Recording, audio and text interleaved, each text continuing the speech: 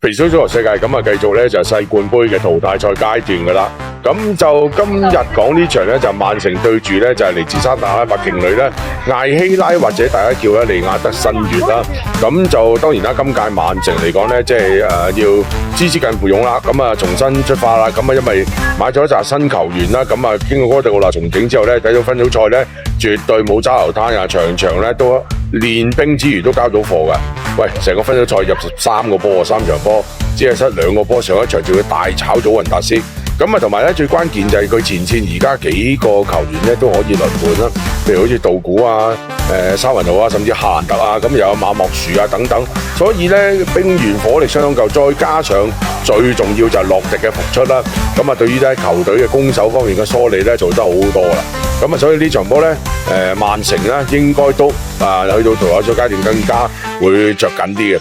相反咧，呢個艾希拉咧就冇辦法㗎啦，即係外援就多啦，8個頂級外援，但係始終你成隊波嘅整合啊，再加上成隊波嘅即係始終個對抗啊，個不嬲踢開嘅強度咧，你同歐洲嘅勁旅咧，頂級嘅勁旅冇得比㗎啦。咁就分組賽能夠出線咧，都算係咁㗎啦。咁但係你會睇到佢唯一好彩嘅地方就係第一場咧就和咗皇馬啦。咁啊臨尾個12碼對方唔入，咁啊之後亦都攞到啲分嘅。咁啊咁樣出線咧就，所以咧嚟到淘汰賽階段應該我覺得咧都交到功課㗎啦嘅斯蒙尼恩沙基。